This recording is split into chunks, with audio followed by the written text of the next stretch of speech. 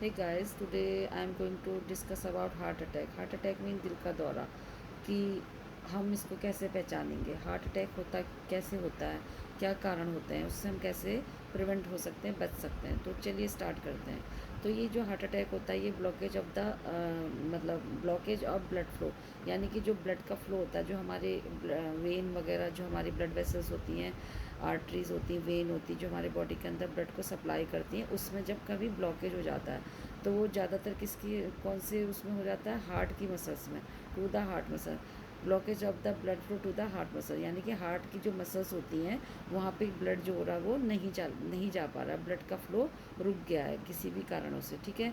तो जो heart attack होता है ये मेडिकल इमरजेंसी में आता है, मतलब बहुत सीरियस एक इसको प्रॉब्लम माना जाता है. और ये जो हार्ट अटैक होता है usually occur when a blood clot block blood flow to the heart. जब ये होता है, क्यों हार्ट अटैक, जब क्या होता है, जब मैंने जैसे बताया कि ब्लड का फ्लो हार्ट की मसल्स तक नहीं पहुंच पा रहा, हार्ट वहाँ तक, मतलब हार्ट की मसल्स तक ब्लड की सप्लाई नहीं हो पा रही है. तो ये जो ब्लड क्लॉट होता है ये क्या करता है, ब्लॉक कर देता है ब्लड के फ्लो को हार्ट में पहुँचने से. तो इसलिए ये होता है. विदाउट ब्लड टिश्यू जो होती है उसमें जब वहाँ पे ब्लड ही नहीं पहुँच पाएगा हार्ट की मसल्स में, तो क्या होगा, वहाँ पे जो ऑक्सीजन होती है वो नहीं पहुँच पाती, तो उन टिश्यूज़ में क्या हो जाएगा, ऑक्सीजन बहुत कम हो जाएगी और वो डाई हो जाएंगी, मर जाएंगी. तो इसलिए ये वाली प्रॉब्लम आने लगती है, आ जाती है. तो कॉमन जो परसेप्शन होता है, is the only people above the age of 50s are susceptible to heart disease. ज़्यादातर ये माना जाता है कि एक जो 50 साल से ऊपर इसका खतरा ज़्यादा रहता है हार्ट डिजीज़ का, लेकिन ऐसा नहीं है. हालांकि जो रिसेंटली यंग पीपल भी देखे जाते हैं कि वो भी क्या होता है, हार्ट कंडीशन से सफ़र करते हैं, मतलब उनको भी हार्ट की प्रॉब्लम होती है. तो this article highlight the symptom, cause and treatment and preventive measure related to the heart attack. तो ये जो आर्टिकल है अभी जो हम इसमें देख रहे हैं, ये सिर्फ जो है वो एक अवेयरनेस के लिए हाईलाइट किया गया है कि जो हार्ट के जो लक्षण होते हैं वो क्या होते हैं, कारण क्या होते हैं हार्ट अटैक के. ठीक है. उसके ट्रीटमेंट क्या करा सकते हैं, उससे कैसे हम बचाव कर सकते हैं, so that you can be aware of them, and ताकि आप उससे अवेयर हो पाएँ और इमीडिएटली एक्शन ले पाएँ. तो इसके लिए ये आर्टिकल, मतलब आज हम लेक्चर देखेंगे. ठीक है. तो what is a heart attack, जैसे कि अभी हमने बताया कि ये मेडिकल कंडीशन है. जैसे हमने देखा कि एक सीरियस प्रॉब्लम माना जाता है इसको, और ये इसमें जो हार्ट होता है वो अपना फंक्शन नहीं करता. जो उसका इम्पॉर्टेंट फंक्शन है वो हमारा वाइटल ऑर्गन है, जैसे आपको पता है, जैसे कि जब हार्ट चलता है तभी हम भी चल पाते हैं. तो इसलिए जो है हार्ट का जो हेल्दी रहना बहुत ज़रूरी है, उसका फंक्शन करना बहुत ज़रूरी है. ठीक है. तो जो ये एक मेडिकल कंडीशन है जिसमें हार्ट अच्छे से फंक्शन नहीं कर पाता नॉर्मल तरीके से, और person it is at risk of death, और पर्सन किस में चले जाता है, it at risk of death. तो ये उसमें उसको डेथ का रिस्क, मतलब डेथ, उसका जो लाइफ होती है वो रिस्क में रहती है, डेथ की रिस्क में रहती है, उसकी कभी भी डेथ हो सकती है. Commonly it can occur in man above the age of 45 and women above the age of 55. Commonly ये देखा जाता है कि जो मैन होते हैं, यानी कि मेल होते हैं, जो 45 से ऊपर होते हैं, उनमें हार्ट अटैक की ज़्यादा देखी जाती प्रॉब्लम, और जो वुमेन होती हैं उनमें 55 से ऊपर की एज में ज़्यादा देखी जाती हैं. तो जो हार्ट अटैक होता है वो हैपन विदाउट वार्निंग, और कभी ये जो हार्ट अटैक होता है ये बिना किसी वार्निंग साइन, यानी कि पहले से पता नहीं चल पाता, अचानक ही हो जाता है. तो however many patient exhibit warning sign symptom early days and even week in advance. लेकिन हालांकि ऐसा नहीं है कि ये वैसे ज़्यादातर देखा जाता है बिना वार्निंग के, बिना कोई वार्निंग साइन दिए होता है, बिना कोई इसके कुछ पता नहीं चल पाता, अचानक से ये होता है. पहले से कोई ऐसे वार्निंग साइन नहीं होते हैं, लक्षण नहीं होते इसमें ऐसे कि हार्ट अटैक वाले. लेकिन कुछ पेशेंट ऐसे होते हैं जिनमें कि पहले से ही क्या होते हैं, वार्निंग साइन आने लग जाते हैं, कि उनको जैसे कुछ दिनों से, कुछ घंटे से उनको कुछ परेशानी होगी, या कुछ दिनों से, या कुछ वीक से, वो उसमें ध्यान नहीं देते. एडवांस में उनको जो होती है ये वाली सारी परेशानियाँ होने लगती, जो अभी हम आगे देखेंगे. तो heart disease is the leading cause of the death for, मतलब दोनों, चाहे मैन हो चाहे वुमेन हो, उन दोनों की जो है हार्ट जो डिजीज़ होती है, हार्ट डिजीज़ से का जो काम जो लीड करता है हार्ट डिजीज़, वो डेथ को लीड करता है. दोनों की डेथ हो सकती है अगर इसमें किसी को हार्ट डिजीज़ होती है, दोनों में से तो किसी को भी. ठीक है. ये नहीं कि मैन उससे बच जाएगा या वुमेन बच जाएगी, दोनों ही सेम होगा दोनों के साथ. तो not all heart attack are the same. ये जितने भी हार्ट अटैक होते हैं सब सेम नहीं होते हैं इन टर्म ऑफ सिम्टम्स और सीवियरिटी, यानी कि हम इनको लक्षणों के हिसाब से और गंभीरता के हिसाब से सबके एक से हार्ट अटैक नहीं होते हैं. ठीक है. और जो ये टाइप होते हैं हार्ट अटैक के, ये 3 टाइप से होते हैं इसके। एक तो होता है कोरोनरी स्पाज्म, यानी कि जो कोरोनरी मतलब होती है जो हार्ट की जो आर्टरी होती है उसमें सूजन आ जाएगी, ऐंठन आ जाएगी। और या फिर अनस्टेबल अंजाइना, जो कि इसका मतलब ये दोनों एक ही है। ये एक टाइप है उसका, अनस्टेबल अंजाइना। और एक होता है non S T segment elevation myocardial infarction, जिसको शॉर्ट में NSTEMI बोलते हैं। इसमें क्या होता है, जो एस टी सेगमेंट होता है वो एलिवेट नहीं होता है। ये जो एस टी सेगमेंट है ये इस तरीके से एलिवेट नहीं होता, ये स्ट्रेट रहता है। और एक होता है S T segment elevation myocardial infarction, यानी कि ये जो आपने ये वेव्स देखी होंगी आपने ये जो ECG में, तो इसमें क्या होता है जो ये जो इसको बोलते हैं एस टी सेगमेंट जो होता है वो एलिवेट होता है। मायोकार्डियल इन्फार्क्शन एलिवेट मतलब ऊंचा होता है। तो ये STEMI, तो इन्हीं के नाम से क्या है, इनके नाम पड़ा है। तो पहला क्या हो गया कोरोनरी स्पाज्म, NSTEMI और STEMI, तो ये तीनों होते हैं। ठीक है, तो ये जो ST सेगमेंट जिसे हम बोल रहे हैं ये क्या होता है, ये pattern the displace on the electrocardiogram. ठीक है, ये जो होता है जो हम ST सेगमेंट बोल रहे हैं ये एक पैटर्न होता है जो कि क्या होता है ECG में शो होता है। ठीक है, इस ECG में शो होता है। और इसको इस जो ये सेगमेंट है इसको क्या बोला जाता है, इस पोर्शन को ST सेगमेंट बोलते हैं। तो इसमें क्या होता है, elevate segment will not be visible in STEMI। अब जिसमें ये विजिबल नहीं हो रहा है, जैसे कि ये STEMI में ये दिखता नहीं है ये वाला सेगमेंट। तो heart attack classify as the significant can occur in STEMI and NSTEMI patient. ठीक है, तो हार्ट अटैक जो होते हैं उनको हम इन्हीं के दोनों के बेसिस पे क्लासीफाइड कर सकते हैं, STEMI वाला है या NSTEMI वाला है। ये डॉक्टर वाली लैंग्वेज है, वही इसको समझेंगे। तो अब हम आगे देखते हैं कि what are the symptom of heart attack. तो हार्ट अटैक के क्या लक्षण होते हैं, ये हमारे मन में आ सकता है। तो क्या होते हैं इसमें, रैपिड इरेगुलर पल्स होती है, यानी कि ये जो नीचे दिए गए हैं ये है ये सिम्टम, कि जो हमारी जो पल्स होती है वो ज़्यादा तेज़ चलती है और इरेगुलर होती है। ठीक है, और डिस्कम्फर्ट होगा हमको, मतलब जो इसकी जो स्पीड्स होगी वो डिस्कम्फर्ट होती है, आर्म बैक जॉ और थ्रोट, यहाँ पे इनकम्फर्ट हो जाएगा उसको, मतलब नॉर्मल से यहाँ पे बेचैनी सी महसूस होगी उसको, पेन होगा, प्रेशर होगा और हैवीनेस, टाइटनेस और डिस्कम्फर्ट होगा उसके आर्म, चेस्ट और एरिया पे जो हम ये देख रहे हैं बिहाइंड द ब्रेस्ट बोन, यानी कि चेस्ट में उसको हैवीनेस लगेगी। जैसे हम चेस्ट बोल सकते हैं नॉर्मल वे में, तो ब्रेस्ट बोन बोला वो चेस्ट में जो हमारी पसलियाँ होती हैं ना उसके अंदर जो उसके पीछे हमें ऐसा ये लगता है जहाँ पे हमारा हार्ट एरिया होता है वहाँ पे दर्द सा होगा हल्का, और उसमें प्रेशर पड़ेगा, जैसे लगेगा बहुत भारीपन हो रहा है, और बहुत भारीपन, टाइटनेस ऐसे लगेगी जैसे कि गैस बनती है ना उस टाइप का उसको लगेगा। नॉर्मल से बिल्कुल हट के सिम्टम लगेंगे। पसीना होगा, उसको वॉमिट करने का मन करेगा या वॉमिट हो जाएगी, और उसको इस तरीके से वॉमिट भी हो सकती है। ठीक है, और जकड़न भी हो सकती है, भी इस तरीके का प्रॉब्लम होगा। फीलिंग ऑफ सफोकेशन भी हो सकता है, मतलब भरापन जैसे घुटन लगेगी उसको, ब्लोटिंग और फुलनेस होगा, यानी कि सिमिलियर हार्ट बर्न, जैसे कि वो होता है ना जलन वाली जो इनडाइजेशन हो जाता है उसमें हमको ये प्रॉब्लम आने लगती है, उसी तरीके के सिम्टम इसमें आते हैं इनडाइजेशन वाले। ठीक है, जैसे कहते हैं ना गैस बन गई है, जलन हो रही है, वो वाले। और फटीक होता है, थकान लगेगी बिना बात के लिए, एंजाइटी, शॉर्टनेस ऑफ ब्रीथ होगी। एंजाइटी मतलब चिंता रहती है उसको, और सांस की तकलीफ होती है, ब्रीदिंग डिफ़िकल्टी हो सकती है, और अनयूजुअल टायर्डनेस होती है, बिना बात के उसको थकान लग सकती है। ठीक है, अनस्टीडीनेस हो सकता है, फेंटनेस हो सकती है, यानी कि उसको अब ऐसा बेचैनी सी होगी, और फेंटिंग आने लगेगी, बेहोशी सी आने लगेगी उसको। ठीक है, तो इस तरीके से उसको होने लगता है। और नौजिया होगा, वॉमिट आना, डायरिया होना, इस तरीके का होगा उसको। नेक, शोल्डर और अपर आर्म में डिस्कम्फर्ट होगा, डिस्कम्फर्ट द स्टमक में होगा। तो do heart attack symptom very between the man. तो ये हमारे मन में क्वेश्चन आ सकता है कि जो मैन और वुमेन दोनों के जो हार्ट के जो सिम्टम है, लक्षण है, वो अलग अलग हो सकते हैं क्या हार्ट अटैक के।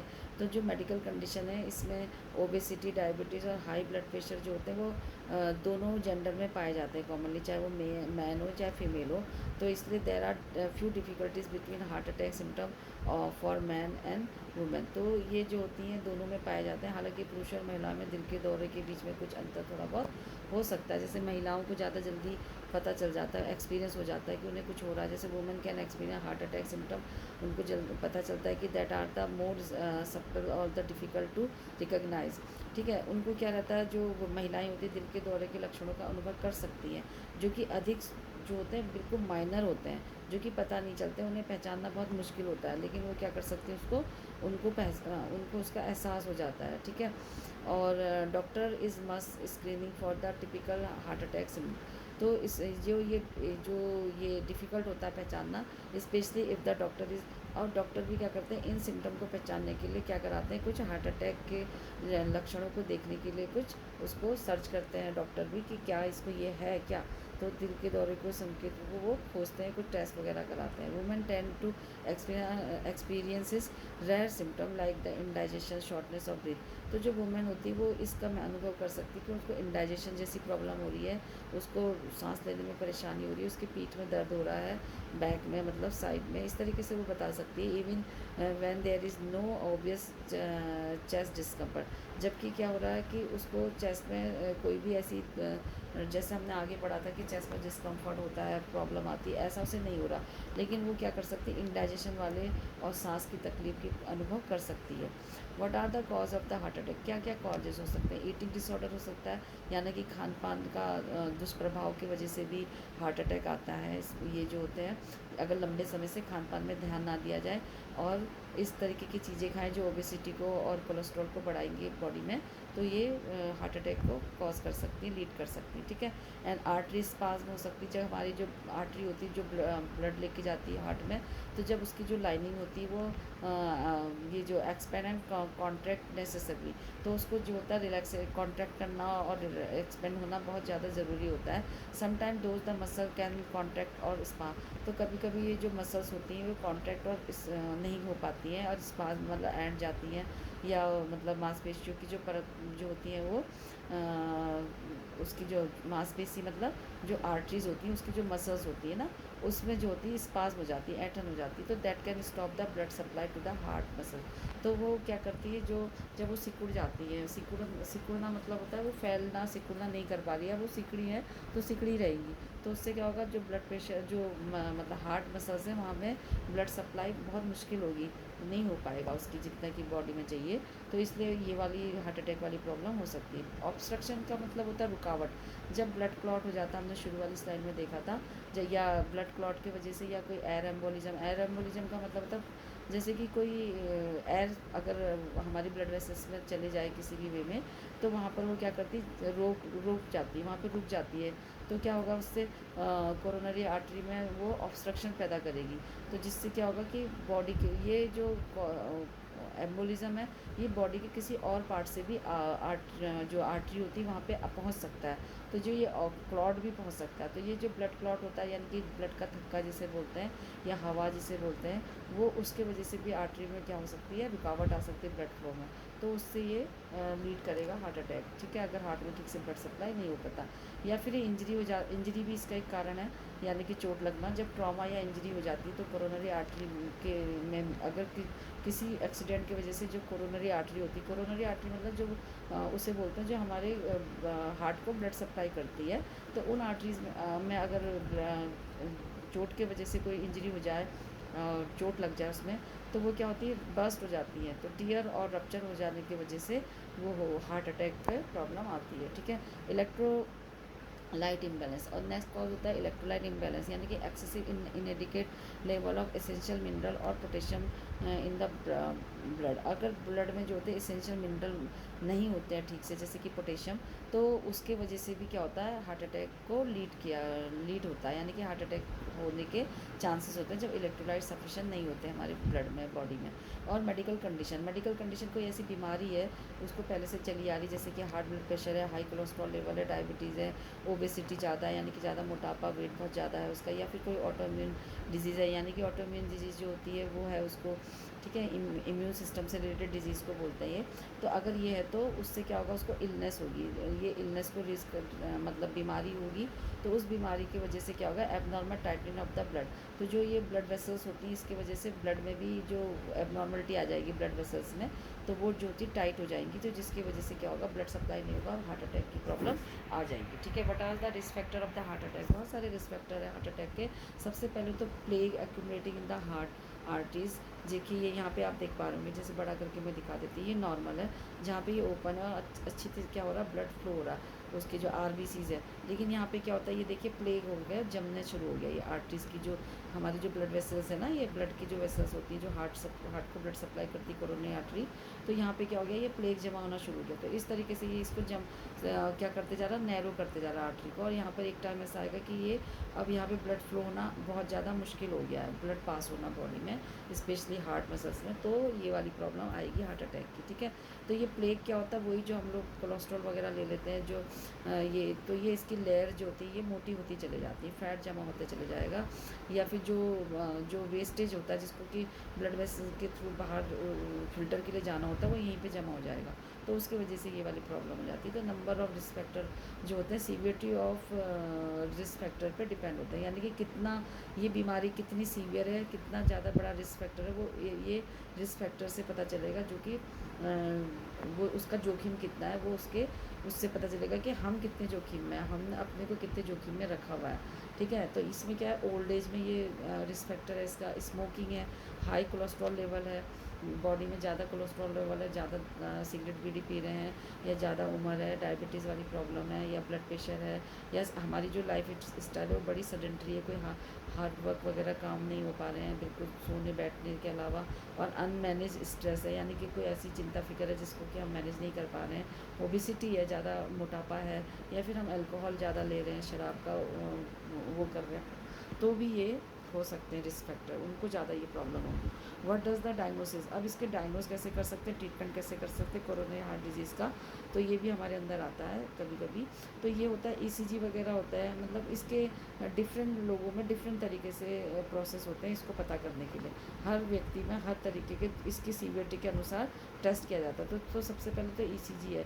तो ईसीजी जो होता है वो इलेक्ट्रोकार्डियोग्राम को बोलते हैं। ये एक बहुत क्विक टेस्ट होता है, बहुत जल्दी होता है, जिसमें क्या होता है कि जो ईसीजी की जो वेव्स होती है, जो अभी हमने देखी थी इससे पहले स्लाइड में, वो कैप्चर हो जाती हैं। तो उसमें क्या होता है, हार्ट की इलेक्ट्रिकल एक्टिविटी कैप्चर हो जाती है, जिससे कि पता लगता है कि जो हमारी जो हार्ट का जो डैमेज हुई है और कार्डियक मसल्स, तो हमारी जो कार्डियक मसल्स हैं वो कितनी तक डैमेज हो चुकी हैं और कहाँ पे हो चुकी हैं, तो वो वेव्स बता देंगी कि कौन से एरिया में ज़्यादा डैमेज हुआ है और कौन से कहाँ पे की हार्ट मसल्स काम ठीक से नहीं कर पा रही है। या फिर वो इसके साथ साथ हार्ट की रिदम, यानी कि कितना वो धड़क रहा है, नॉर्मल से ज़्यादा या नॉर्मल से कम, और उसकी रेट कैसी है उसको भी मॉनिटर कर सकते हैं ईसीजी से। ठीक है, फिर है स्ट्रेस टेस्ट। स्ट्रेस टेस्ट में जो डॉक्टर्स होते हैं, जो कार्डियोलॉजिस्ट होते हैं, वो स्ट्रेस टेस्ट कराते हैं और रेडियो न्यूक्लाइड टेस्ट स्कैनिंग कराते हैं, जिससे कि वो पता करते हैं कि जो हार्ट के अदर पार्ट है वो अभी भी क्या डेंजर में है, या उसमें दोबारा हार्ट अटैक आ सकता है। और ब्लड टेस्ट भी करा सकते हैं, यानी कि एक बार उसको हार्ट अटैक आया, वो जो माइनर होगा, डॉक्टर ने उसको मतलब उसको अभी उसको हैंडल कर लिया, लेकिन वो फिर अब इस तरीके के टेस्ट कराएंगे क्या दोबारा तो ये उसमें नहीं आएगा रिस्क में। ठीक है, इस तरीके से। और कुछ ब्लड टेस्ट होते हैं जिससे कि ये पता चल जाता है कि जो हार्ट अटैक होता है उसका साइज़ कितना है, मतलब हार्ट अटैक कितने लेवल तक का, कितना सीवियर है, उसको जो होता है कुछ कार्डियक एंजाइम का चेक करा के पता चल जाता है कि वो जो कार्डियक एंजाइम है हमारे ब्लड में कितने तक है, तो कुछ ब्लड से वो पता चल जाते हैं। जैसे ट्रोपोनिन लेवल का पता करेंगे तो ये डिटरमाइन होता है by the blood test. Blood test के द्वारा इसको हम पता कर सकते हैं। जो ट्रोपोनिन होता है वो एक तरीके का प्रोटीन होता है जो कि हमारे हार्ट सेल के अंदर पाया जाता है, and are the release when the cell are harm. तो ये कब रिलीज होता है, जब हमारी जो हार्ट सेल होती है, हाँ, ये उनको कोई नुकसान पहुंचता है, तो उसके वजह से ये क्या होती है, लैक ऑफ ब्लड फ्लो। तो इससे ये जो प्रोटीन होता है ये रिलीज़ हो जाता है, मतलब ये रिलीज़ होगा। और ये तब होता है जब हार्ट की जो ब्लड सप्लाई ठीक से नहीं होता है, तो उसकी जो हार्ट में सेल होती है उसमें हार्म हो जाता है। तो उसके वजह से ये ट्रोपोनिन को लेवल को देखना पड़ेगा कि ये नॉर्मल से कैसा है, तो उससे उनको पता चल जाता है कार्डियोलॉजिस्ट को। Blood test can perform interval of between 4 and 8 hours. तो ये जो ब्लड टेस्ट होता है से 4 to 8 आवर्स के बीच में इंटरवल में कर सकते हैं। और to avoid lasting heart damage और death that treatment is started immediately.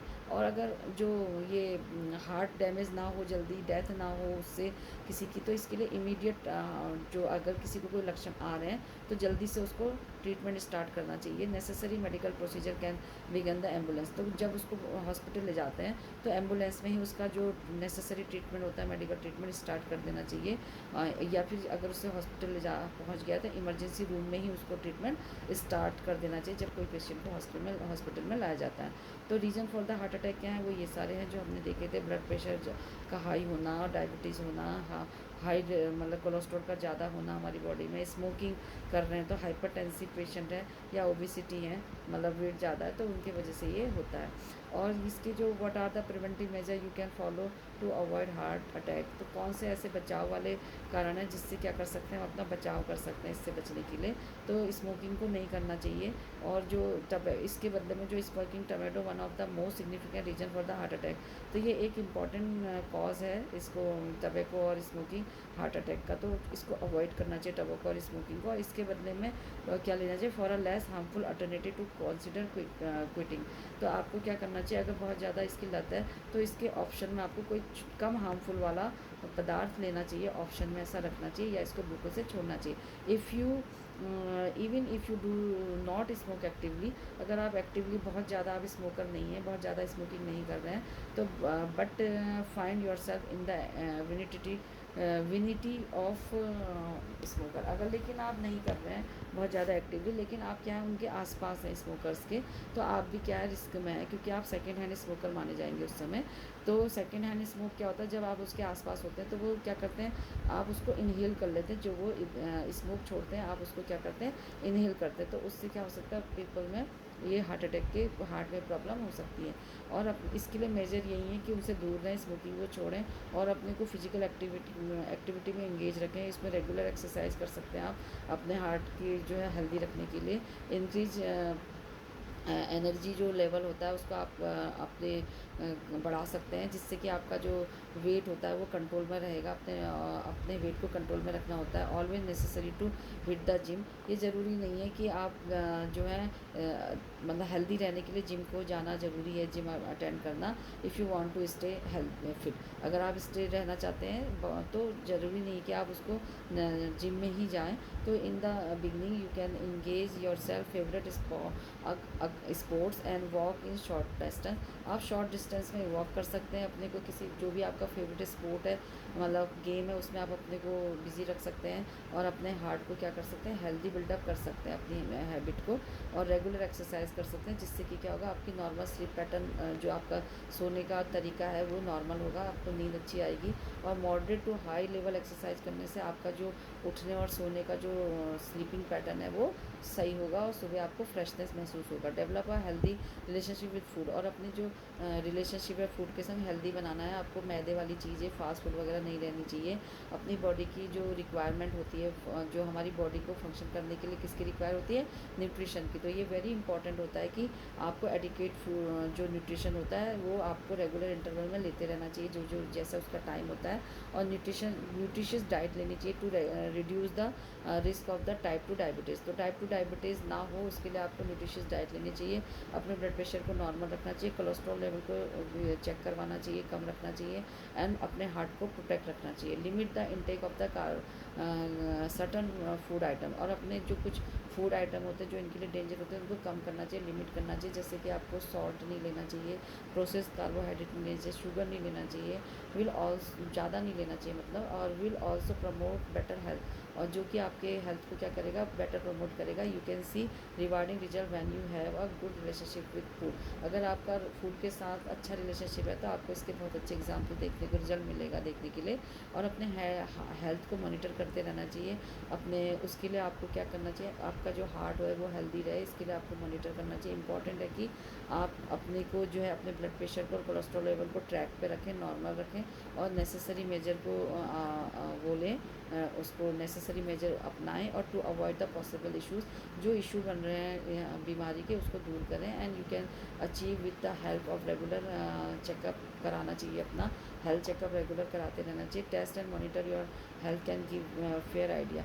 जो ये टेस्ट कराते हैं, आप अपने हेल्थ को मॉनिटर कराते हैं, तो ये आपको एक फेयर आइडिया देता है अब आपके ओवरऑल हार्ट की जो हेल्थ है वो कैसी है। और हियर आर फ्यू टेस्ट, जो डॉक्टर होते हैं वो कुछ टेस्ट आपको रिकमेंड कराते हैं, जिससे कि आपको आपके हेल्थ की कंडीशन पता चलती है जब आप अपना रूटीन चेकअप कराते हैं। और डायबिटीज़ वाले अगर कोई हैं जैसे किसी के घर में, तो your doctor could advise early screening if you have diabetes risk factor. अगर आपको डायबिटीज़ का रिस्क फैक्टर है तभी होगा ना, जैसे ओबेसिटी हो रही है या आपका घर में फैमिली हिस्ट्री में किसी को जेनेटिक प्रॉब्लम है, तो आपको जैसे ओवरवेट है, फैमिली हिस्ट्री है, तो आपको क्या कराना चाहिए, डॉक्टर आपकी स्क्रीनिंग कराते हैं और आपको डायबिटीज़ का टेस्ट करा लेना चाहिए।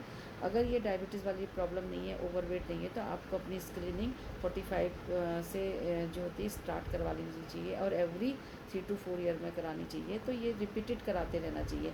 तो मेरे हिसाब से 3 ईयर तो नहीं, हर ईयर मतलब एवरी ईयर आपको कराना चाहिए, बिकॉज जो डायबिटीज़ जो होता है वो रिस्क होता है हार्ट डिजीज़ का। और ये कोलेस्ट्रॉल लेवल वगैरह ब्लड टेस्ट आपको ईयरली कराने चाहिए। कोलेस्ट्रॉल अडल्ट के बारे में देखें तो adult should have their cholesterol check at least every 4 to 6 year, इसमें लिखा है। लेकिन मैं तो सजेस्ट करूँगी 1 ईयर, मतलब हर साल आपको अपना ब्लड टेस्ट करवाने चाहिए। ये जो आर्टिकल है ये नेट से लिए गए हैं, तो ये आप अपने डॉक्टर से एडवाइस ले सकते हैं इन टेस्ट के बारे में। और कोलेस्ट्रॉल टेस्ट जो होता है मस्ट बिगिन एट 20 एज। जो भी ये रिस्क फैक्टर में है तो उनको अपना 20 की एज से ही कोलेस्ट्रॉल टेस्ट कराते रहना चाहिए। If you have other risk factor, जैसे कि फैमिली हिस्ट्री में आपके था और early onset of heart disease, आपके घर में भी किसी को जल्दी हार्ट डिजीज़ हुई थी या फिर अर्ली टेस्टिंग में भी एडवाइस, तो उनको भी जल्दी से जल्दी टेस्ट करवाने की एडवाइस देना चाहिए। मतलब कि 20 से वो अपने टेस्ट कराना शुरू कर दें। और जो ब्लड प्रेशर को जो है रूटीन ब्लड प्रेशर चेकअप कराते रहना चाहिए रेगुलर इंटरवल पे। उसको आपको एटलीस्ट 2 ईयर के तो इसमें 2 ईयर लिखा है, लेकिन वीकली आपको ब्लड प्रेशर भी चेक कराना चाहिए। And you should undergo screening once a year if you have between 18 to 39 year old. अगर आप 18 से 39 ईयर ओल्ड हैं तो आपको अपना जो है स्क्रीनिंग साल में एक बार करानी चाहिए। Have risk factor to high blood pressure, अगर आप हाई ब्लड प्रेशर के रिस्क में है तो, ठीक है, जैसे फैमिली हिस्ट्री वगैरह में है, ओबेसिटी ज़्यादा है तो। Yearly blood pressure check is also offer to everyone over the age of 40। तो 40 की जब अगर आपकी एज है, 40 की जो एज है, तो आपको अपनी ब्लड प्रेशर की जो चेकअप है वो ऑफ़र करनी चाहिए, हर साल उसको कराना चाहिए। मेरे हिसाब से आपको वीकली कराना चाहिए। और can a person suffer from multiple heart attack in a life time, तो क्या मल्टीपल हार्ट अटैक हो सकते हैं किसी पर्सन को लाइफ टाइम, अपनी पूरी ज़िंदगी में? तो उसको ये क्या हो सकता है, person can suffer multiple heart attack in a life time, उसको अपनी लाइफ में कितने बार हार्ट अटैक हो सकते हैं। But each episode risk becoming life threatening increase, तो जैसे जैसे हार्ट अटैक आते रहते हैं वो ज़्यादा डेंजर होते चले जाते हैं एक के बाद एक। तो जो लास्ट ज़्यादा वो बार बार आ रहे हैं, तो इसका मतलब वो बार बार इंक्रीज उसका जो रिस्क है वो बढ़ता चले जाएगा, क्रॉनिक होते चले जाएंगे। तो essential to take achieve active measure to avoid an attack together.